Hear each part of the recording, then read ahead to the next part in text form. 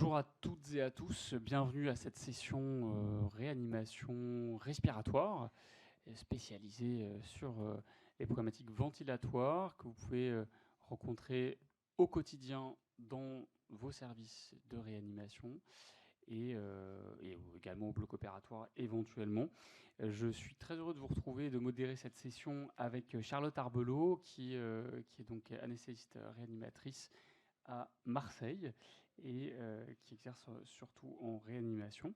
On va avoir donc deux thématiques aujourd'hui avec trois orateurs qui vont nous parler d'embolie pulmonaire grave, d'épuration extracorporelle de dioxyde de carbone et d'oxygénothérapie dans le cadre de l'insuffisance respiratoire aiguë. Ce qu'on vous propose, c'est de faire des sessions de questions après chaque topo. Donc les topos des orateurs dureront 20-25 minutes et puis il y aura 5 à 10 minutes de questions après chaque topo. Voilà, merci d'accueillir le docteur François Stéphan du Plessis-Robinson sur le sujet qui est vraiment, qui va nous mettre directement dans le vif du sujet, l'embolie pulmonaire grave. Merci à vous. Merci beaucoup. Merci Madame la modératrice, Monsieur le modérateur, Mesdames, Messieurs d'être ici présents cet après-midi. Et merci au comité scientifique de l'ASFAR de me donner l'opportunité donc de présenter des données sur l'embolie pulmonaire grave. Donc je n'ai aucun conflit d'intérêt en regard de ce topo. Alors premièrement, de quoi on va parler? On va parler des embolies pulmonaires graves ou des embolies pulmonaires massives. Et la définition de l'embolie pulmonaire massive, c'est une embolie pulmonaire aiguë qui va entraîner une hypotension qui va durer au moins 15 minutes avec une pression artérielle systolique inférieure à 90 mm de mercure et où la nécessité d'avoir un support inotrope. Et surtout, il n'y a pas d'autres causes que l'embolie pulmonaire qui peuvent expliquer cet état de choc. Et puis, on va quand même parler de la définition de l'embolie pulmonaire sous-massive, qui est une embolie pulmonaire sévère également, mais il n'y a pas d'hypotension. Mais ce qui est important, c'est que ces embolies pulmonaires sans hypotension au départ peuvent ensuite se dégrader. C'est ce qu'on appelle ce que les anglo-saxons appellent les embolies pulmonaires intermédiaires à haut risque. Et elles sont définies par une atteinte du ventricule droit par l'imagerie, que ce soit l'écho ou le scanner, et associée ou non à des biomarqueurs pathologiques. Donc si vous avez l'atteinte cardiaque plus l'élévation de la troponine, par exemple, on est dans une embolie pulmonaire intermédiaire à haut risque qui peut secondairement décompenser et revenir dans la prise en charge d'une embolie pulmonaire grave.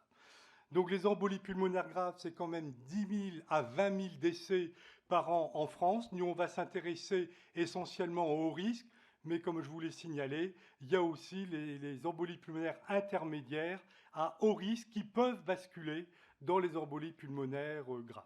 Alors c'est important de distinguer, de stratifier ces embolies pulmonaires parce que vous voyez, ce n'est pas la même prévalence. L'embolie pulmonaire grave, qui est le sujet du jour, c'est une prévalence de 5%, mais une mortalité supérieure à 30%, pouvant même aller, selon les séries, jusqu'à plus de 60%, alors que les intermédiaires à haut risque ou risque bas, ça va de 15 à 5% de mortalité. Alors évidemment, la première chose qu'on fait une fois qu'on a suspecté une embolie pulmonaire grave, ça va reposer le diagnostic sur deux examens principaux, l'échographie transthoracique avec une dilatation du ventricule droit, une paroi du ventricule droit qui devient hypokinétique, le signe de McDonald qui est extrêmement spécifique mais peu sensible, et puis un septum qui devient rigide. Et puis ici, vous avez un scanner typique avec une embolie pulmonaire grave bilatérale, et vous voyez ici les emboles. Alors, ce qui tend à se développer de plus en plus au sein des hôpitaux, et en particulier des CHU, c'est de constituer une équipe pluridisciplinaire qui va s'occuper des embolies pulmonaires. Et là, je vous rapporte l'expérience américaine avant et après la mise en place d'une telle équipe. Et les deux notions qu'il faut retenir, c'est que premièrement, effectivement, entre avant et après, les malades sont mieux classifiés. Et en particulier, vous voyez que l'échocardiographie était réalisée chez près de 60% des malades, alors qu'elle était dans moins de 50% avant la mise en place de cette équipe. Et puis dans le management aussi, ça change. C'est-à-dire que le fait de réaliser une thrombolyse, on verra par la suite les indications, eh bien, diminue de façon significative entre l'avant et l'après. Mais le résultat, c'est qu'au niveau de la mortalité hospitalière, il n'y a pas de différence significative. Alors, le topo va être évidemment basé sur les recommandations. Alors, les plus développées, les plus récentes, c'est celle de l'European Society of Cardiology, mais évidemment, on va rapporter aussi toutes les sociétés savantes qui ont pu se prononcer sur les recommandations sur ce thème. Alors, la première chose à savoir, c'est quelles sont les répercussions physiopathologiques qui sont secondaires à une embolie pulmonaire massive, parce que de là va découler tout le raisonnement qui va entraîner les traitements proposés. Premièrement, vous avez ici la relation entre la mortalité et la sévérité du tableau clinique qui va prendre en compte la taille des emboles et le statut cardiopulmonaire. Et vous voyez que dès qu'il y a la dysfonction du ventricule droit, là, avec un état de choc associé, la mortalité est de 30%, et pour l'arrêt cardiaque, s'il survient, on passe à 70%. La deuxième chose qui est fondamentale à se souvenir, c'est que jusqu'à 60% d'obstruction de votre lit vasculaire pulmonaire, vos pressions dans l'artère pulmonaire vont très peu augmenter. Les résistances artérielles pulmonaires vont peu augmenter. C'est au-delà de 60%. Et là, au-delà de 60%, un tout petit thrombus qui va se rajouter va faire augmenter très rapidement et de façon extrêmement conséquente ces résistances artérielles pulmonaires. Et avec évidemment la répercussion sur le ventricule droit. À ce propos, un ventricule droit sain ne peut tolérer une élévation brutale de la PAP que de 40 mm de mercure de moyenne, ça c'est à la Swan, cathétérisme droit, ou si on fait l'échocardio, de 65 mm de PAP systolique. Au-delà, si votre patient n'est pas en état de choc, n'a pas fait l'arrêt cardiaque, c'est que probablement il y a une pathologie sous-jacente chronique et en particulier une hypertension artérielle pulmonaire, parfois post-embolique. Et c'est très important parce que ça va aussi conditionner la prise en charge ultérieure. Alors, un ventricule droit qui se dilate, ça va influencer la position du septum, et puis ça va complètement comprimer le ventricule gauche, qui va avoir un aspect de D majuscule, et avec des conséquences évidemment sur le remplissage. Et effectivement, plus ce ventricule droit va dilater, et donc le volume va augmenter, et plus la compliance diastolique de ce ventricule gauche va diminuer. Et donc ensuite, on arrive dans le cercle infernal, c'est-à-dire qu'on a une augmentation de la post-charge du ventricule droit, avec donc conséquence immédiate, ce ventricule droit qui se dilate, qui va devenir ischémique, et à la fin, il va y avoir baisse de la perfusion coronaire, insuffisance de la précharge du ventricule gauche par le mécanisme qu'on vient de voir, choc cardiogénique conduisant au décès du patient. Alors on sait tous aussi que l'embolie pulmonaire provoque des perturbations de l'échangeur gazeux, juste pour vous montrer qu'effectivement il y a des inégalités des rapports ventilation-perfusion, les fameux effets Shunt. Et vous voyez que si on augmente brutalement le débit cardiaque, en particulier à certains patients qu'on va peut-être mettre sous dobutamine, eh bien ça va aggraver cet effet Shunt et donc aggraver l'hypoxémie qui peut déjà être présente. Alors, il y a des facteurs de mauvais pronostic quand les patients font une embolie pulmonaire, et en particulier, il y en a 4 que je veux vous citer. L'insuffisance cardiaque préexistante, effectivement, le fait de faire un arrêt cardiaque dans toutes les séries, c'est grevé d'une mortalité augmentée. Une expansion volémique appropriée, vous avez compris que si on remplit trop le malade, le ventricule droit qui est déjà dilaté va encore plus comprimer le ventricule gauche et encore faire plus baisser sa précharge, et donc ça va aggraver l'état de choc, et puis l'importance des biomarqueurs en particulier qui signifient la nécrose du ventricule droit. Donc la première chose, c'est qu'effectivement on peut remplir un peu ces patients, Et donc, je me réfère à cette étude d'Alain Mercat, il y a maintenant plus de 20 ans, où il avait pris 13 malades qui avaient une embolie pulmonaire massive en état de choc cardiogénique. Et donc, il avait rempli de 500 millilitres de dextran. Et comme vous pouvez le voir, la POD monte de façon drastique. La pression artérielle moyenne dans l'artère pulmonaire monte également. Mais l'index cardiaque monte, ce qui résulte finalement d'une baisse des résistances artérielles pulmonaires. Mais donc, attention, si on remplit trop ces patients, eh bien, il y a un risque de baisse de cette précharge et puis il y a un risque de l'augmentation de l'ischémie du ventricule droit. Alors, la première recommandation qu'on fait devant un patient qui est en embolie pulmonaire grave, donc c'est-à-dire en hypotension, voire même en arrêt cardiaque, c'est de faire de la thrombolyse. Alors évidemment, la thrombolyse a des contre-indications absolues que je vous résume ici, des contre-indications également relatives. Ici, c'est pour vous montrer l'effet de la thrombolyse et vous voyez que les résistances artérielles pulmonaires commencent dès la première heure à baisser et ça se poursuit jusqu'à la deuxième heure. Et ça a de l'importance parce que si on est dans un hôpital où on n'a pas un environnement extraordinaire pour vous venir en aide, en particulier pas de possibilité de mettre une ECMO, etc., eh bien si on démarre le massage cardiaque externe, si le patient est en arrêt cardiaque, il faut au moins le masser 60 voire 90 minutes pour avoir cet effet de la thrombolyse et la baisse de ses résistances. Parce que vous l'avez compris, il suffit de baisser un tout petit peu l'obstruction du lit vasculaire pour que le ventricule droit retrouve de suite, si je puis m'exprimer ainsi, un petit peu d'oxygène et repartir. Donc, il y a une série comme ça de 6 malades qui ont été massés entre 60 jusqu'à 80 minutes après thrombolyse et il rapporte il y avait eu qu'un patient qui était décédé. La deuxième chose, c'est est-ce que c'est efficace? Voici une méta-analyse. Alors, dans les méta-analyses, le problème, c'est que les études qui ont composé cette méta-analyse sont faites à la fois de patients qui ont une embolie pulmonaire grave, mais aussi des patients qui sont à risque intermédiaire élevé.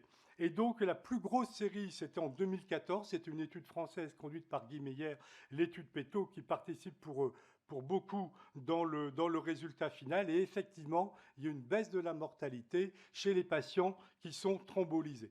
Et juste pour l'anecdote, il y a eu une étude randomisée sur les embolies pulmonaires graves, donc avec hypotension. Ils ont randomisé 8 malades.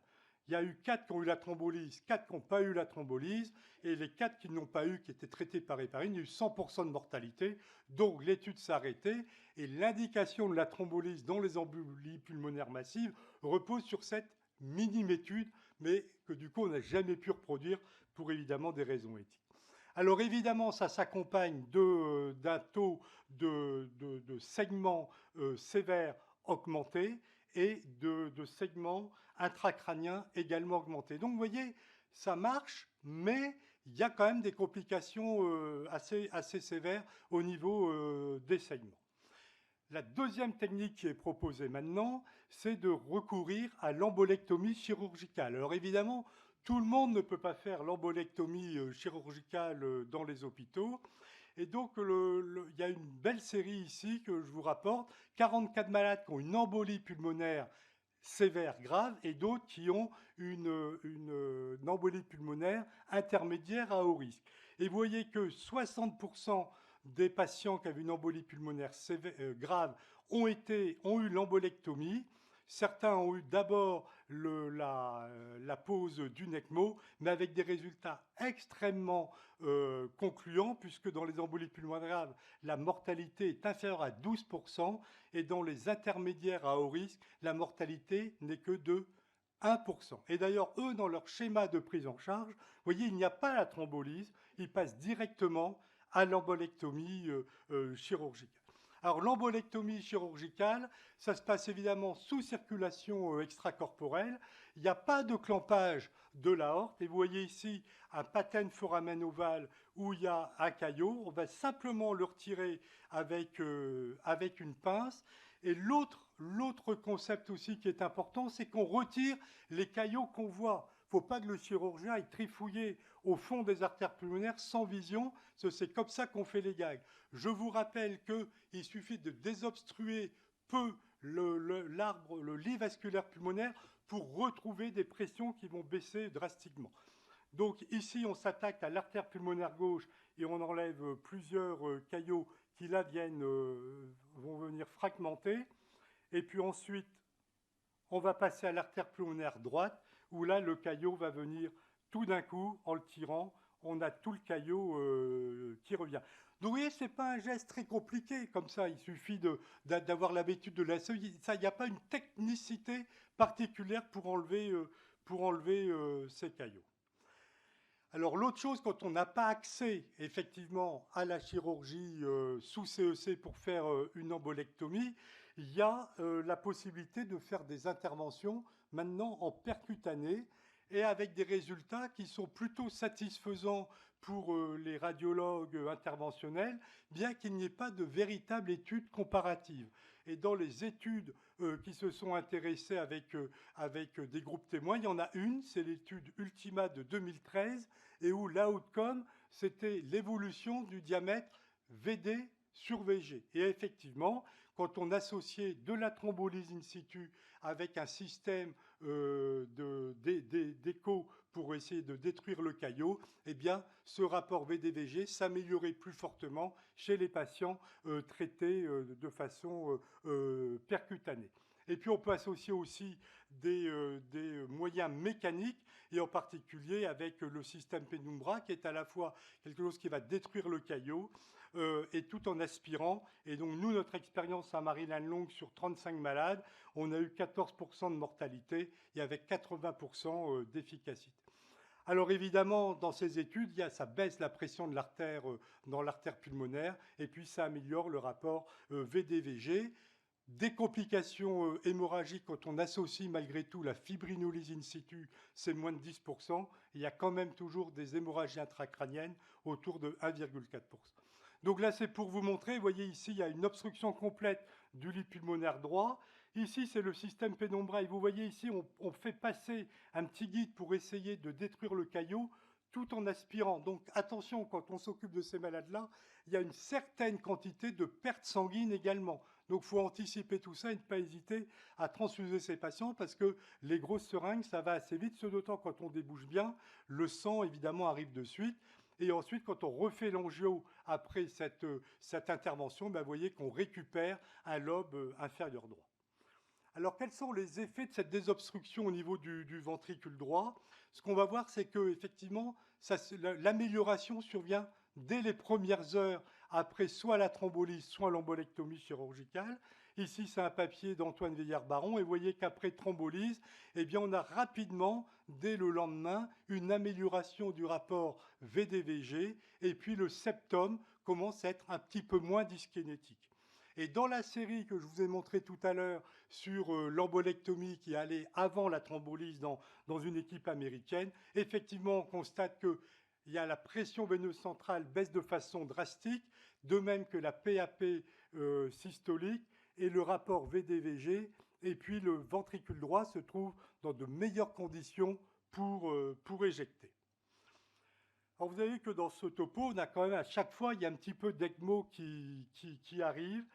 Et donc, quelle est la place maintenant de l'ECMO dans l'embolie pulmonaire? Alors la première des choses, c'est qu'il y a beaucoup de sociétés savantes qui évoquent l'ECMO, et de façon surprenante, l'American College of Chest Physicians, et dans leurs recommandations de 2016 et dans leurs recommandations de 2021, ne cite même pas l'utilisation de l'ECMO dans la prise en charge des embolies pulmonaires graves. Cependant, pour les conférences, les recommandations européennes par la Société française de cardiologie, il y a une place de l'ECMO dans la prise en charge.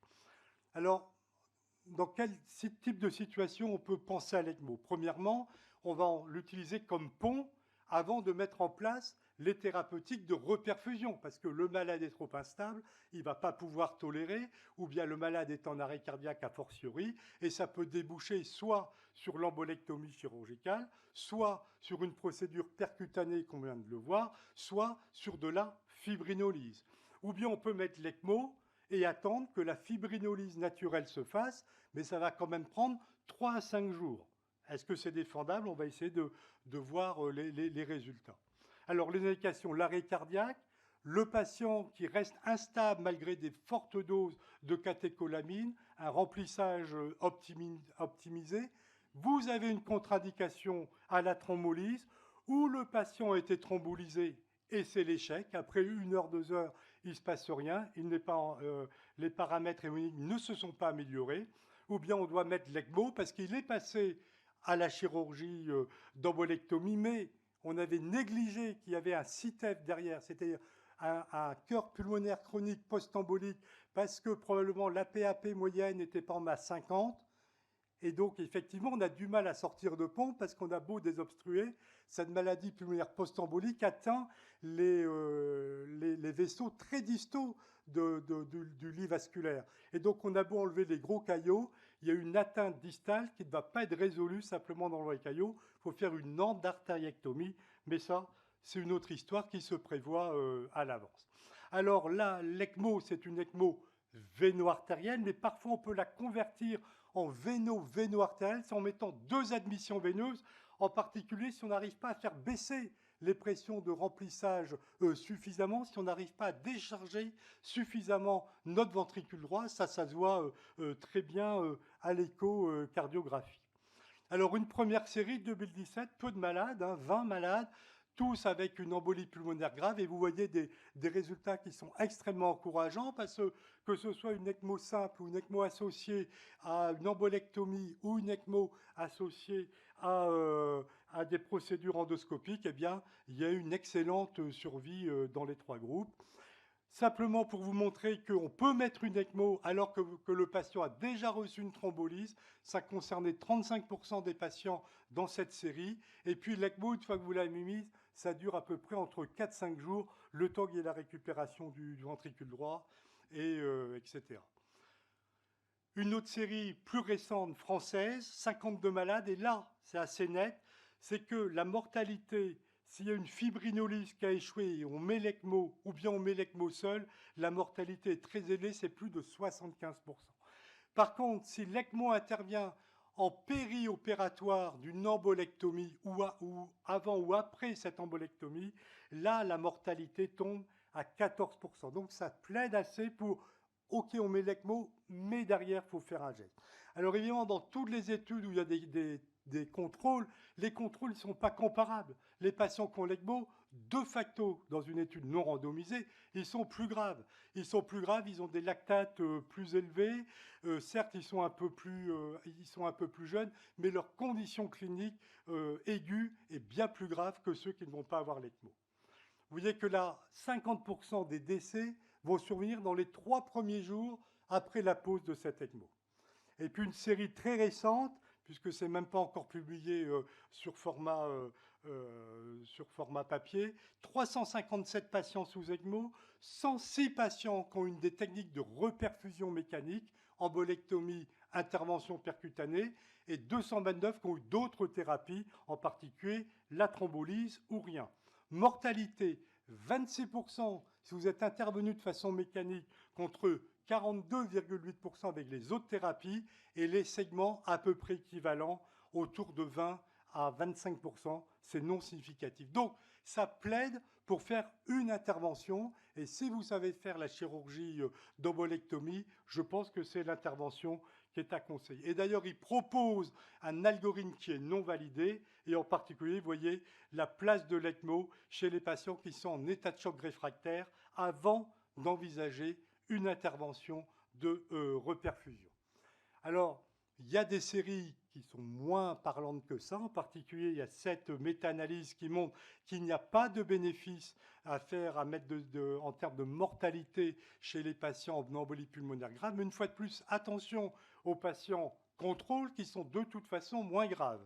Et puis, par contre, dans ce papier, de nouveau, il souligne que de faire une embolectomie chirurgicale, c'est un facteur plutôt de bon pronostic.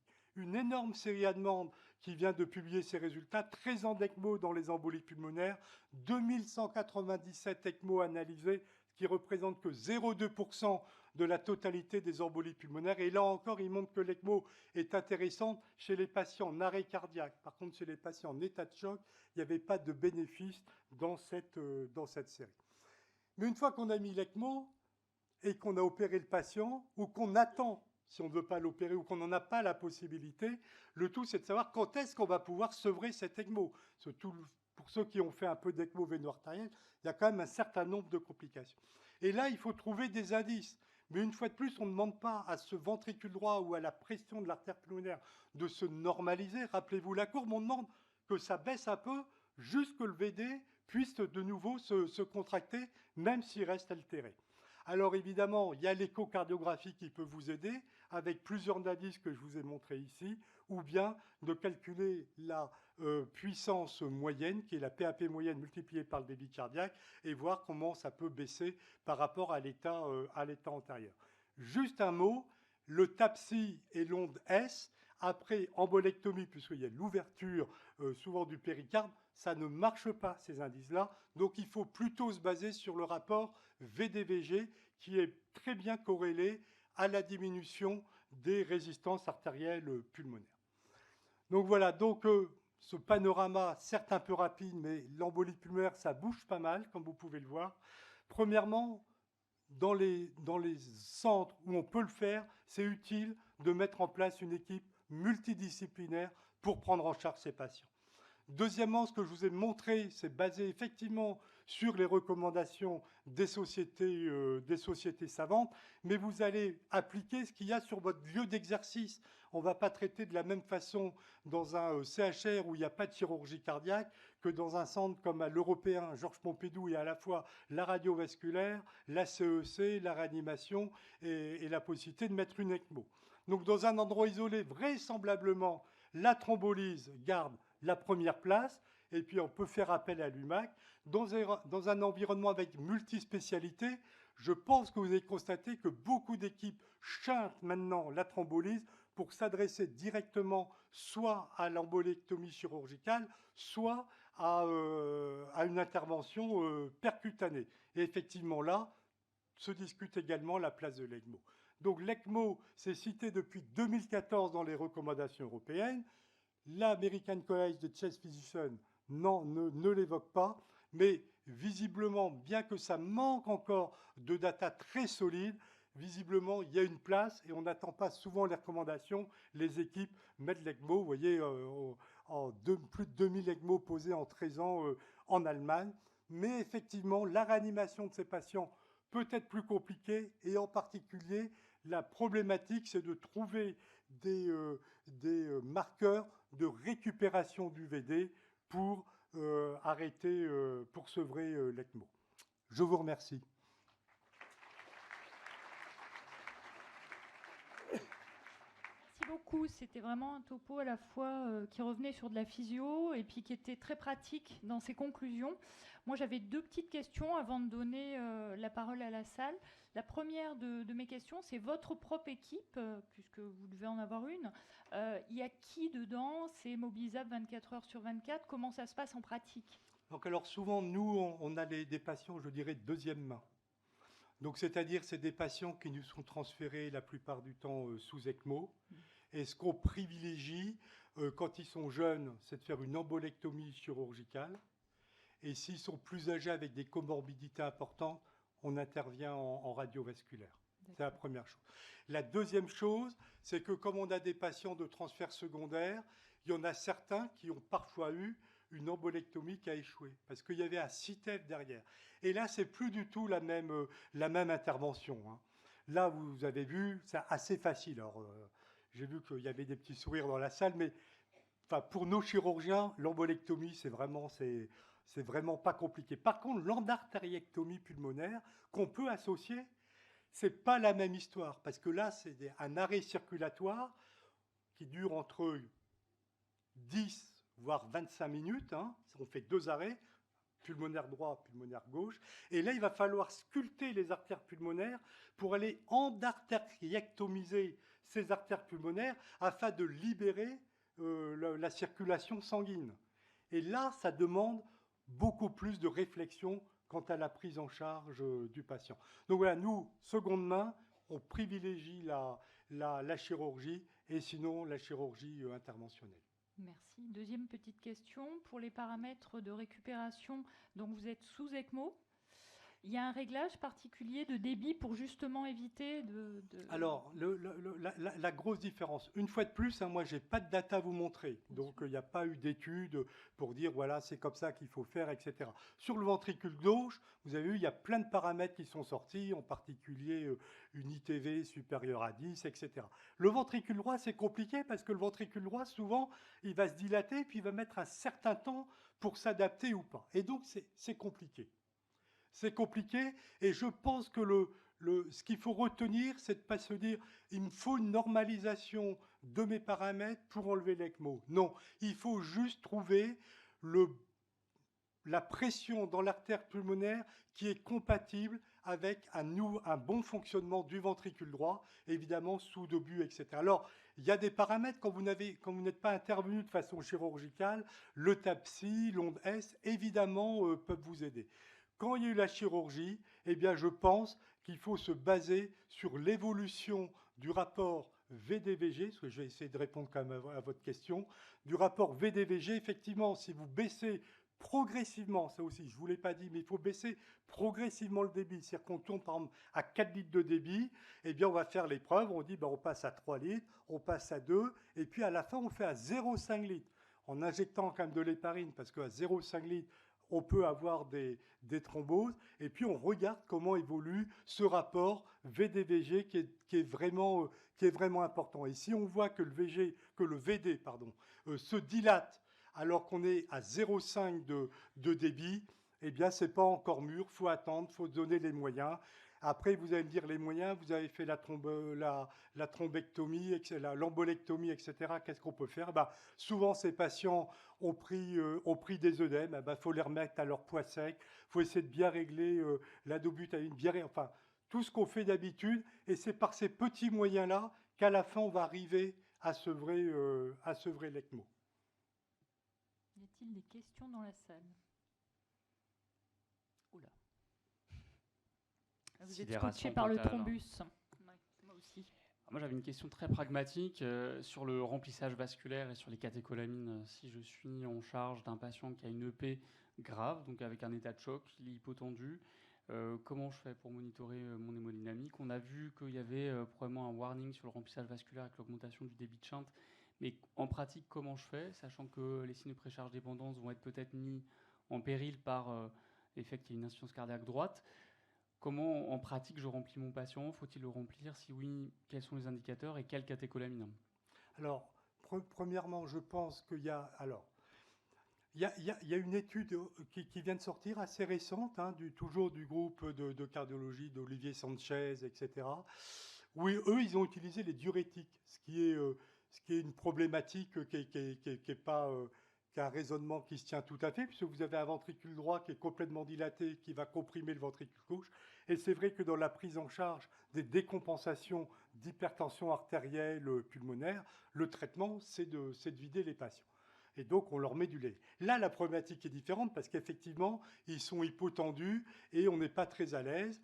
Et donc, je pense, vu les données... Alors, si on reprend l'étude que je vous ai citée où il y avait les embolectomies chirurgicales d'emblée, ils partent avec des niveaux de pression de l'oreillette droite extrêmement élevés, aux alentours de 17, etc. Et donc là, je pense qu'il ne faut pas les remplir, ces patients-là. Par contre, vous voyez l'étude d'Alamerka, lui, il a 9 de POD ou de pression veineuse centrale. Et là, je pense qu'il y a peut-être une petite place pour un remplissage, pour juste optimiser, pour que le patient soit en euvolémie, parce qu'en particulier, il y a aussi, pour l'hypoxémie, parfois un effet PVO2, et donc ça peut contrecarrer cet effet délétère PVO2. Voilà la réponse que je peux te donner. Basons-nous sur, normalement, les embolies peu graves, il y a une augmentation nette de la pression veineuse centrale.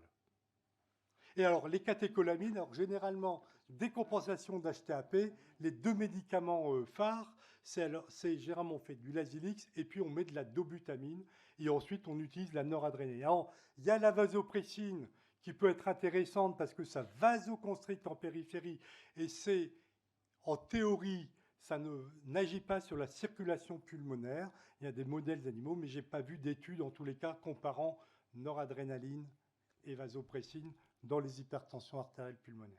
Merci pour la réponse. On a le temps Pour une question, oui, D'accord. on vous écoute. Pourquoi il faut prolonger les réanimations cardio-pulmonaires en cas d'embolie pulmonaire et combien de temps? Alors, moi, je me suis basé sur une étude du Texas. Je vous ai montré que quand on fait ça, c'est qu'on est un petit peu isolé dans son hôpital. Et la thrombolyse, ça met quand même 1 heure, voire 2 heures pour avoir une baisse significative des pressions artérielles pulmonaires. Et donc, quand on est parti dans le massage cardiaque, eh bien, faut masser 60 à 90 minutes avant de se dire qu'on est en échec. Voilà. Et eux, dans leur expérience, une fois de plus, je ne vais pas vous sortir des séries de 100 malades, ça concernait 6 patients. Les 6 patients ont été massés entre 60 voire 80 minutes et 5 d'entre eux ont survécu à cet arrêt cardiaque prolongé avec thrombolyse. On fait une deuxième petite question par copinage. Une micro rapide, je profite de ma place devant. Ça va sans dire, mais je voudrais juste que tu le précises. Moi, j'ai la notion que c'est la seule quasiment indication, l'EP massive, où il ne faut pas mettre de PEP sur le ventilateur. Est-ce que tu confirmes? Est-ce qu'il y a des données ou est-ce que c'est une règle EP massive, on ventile sans PEP? Écoute, nous, dans notre expérience, on a eu des patients, alors évidemment, ils arrivent sous ECMO, mais quand on doit, parce que le problème, c'est que s'ils sont hypoxémiques, il y a une vasoconstriction hypoxique. Je parle à la phase aiguë. Une fois qu'ils sont sous ECMO, c'est un autre débat. Oui. Avant qu'il y ait l'ECMO. Mais s'il y a une hypoxémie majeure et qu'il faut quand même que tu assures une saturation correcte, eh bien, nous, on a mis de la pipe sur des embolies pulmonaires graves, quand ils sont intubés. Sachant que l'ECMO permet de laisser les patients en ventilation spontanée. Pas tous les malades, bien évidemment, mais il y a une bonne partie des patients, 30 voire 40%, qu'on peut manager en ventilation spontanée. Ça, c'est important aussi parce qu'évidemment, dès qu'on intube ces patients, comme l'a souligné Jean-Michel, il peut y avoir des catastrophes hémodynamiques certaines. Mais c'est toujours pareil. J'ai envie de dire, c'est un peu la balance bénéfice-risque. Si vous avez la patiente obèse est à 100% et elle a 82 de SAT, en attendant l'ECMO, etc., on peut se permettre de faire un essai de pipe, voir si ça améliore les conditions hémodynamiques, ce d'autant que ça risque de faire baisser un petit peu la PAP, parce que ça va s'accompagner d'une vasoconstriction hypoxique. Et on peut toujours regarder le signal, enfin le message qu'il faut monitorer les patients. Donc si on met une PEP avec une patient, une EP massive, une EP grave, il faut regarder le cœur droit. Enfin, je pense qu'il faut continuer quand même à bien surveiller l'HTAP et le ratio VDVG. Oui, je vais finir, monsieur là. Antoine parlait du monitorage. C'est très important. Là, je vous ai parlé des embolies pulmonaires graves avec hypotension, état de choc. Mais il y a dans les recommandations nouvelles, c'est que les patients qui sont à haut risque, mais qui ne sont pas des embolies pulmonaires graves puisqu'ils n'ont pas d'hypotension, ils peuvent se dégrader secondairement, ces patients-là. Et donc, ceux-là, il faut les surveiller, j'ai envie de dire, comme le lait sur le feu. Dans les recommandations, il n'y a pas d'indication à faire une thrombolyse ou des embolectomies chez ces patients-là, dans les recommandations. Vous voyez qu'il y a des équipes qui, sur la gravité simplement de la localisation des emboles, qui ont l'habitude, ils vont aller faire l'embolectomie. Vous voyez, la série V2, c'est 1% de mortalité. C'est vrai que dans notre hôpital, on a aussi fait des cures d'embolie pulmonaire non hypotendues et ça se passe très bien, en particulier chez le sujet jeune. Donc vous voyez, toutes ces recommandations, je pense, en pleine évolution et en particulier la place de l'embolectomie. On a tous le souvenir, enfin les vieux comme nous, que l'embolectomie, c'était les jambes en l'air, le train d'Alenbourg. Non. Maintenant, dans les centres qui connaissent bien, il y a les circulations extracorporelles et ça, c'est bien codifié. Merci beaucoup pour ce topo, ces réponses aux questions. On peut vous applaudir parce que c'est vraiment hyper pragmatique.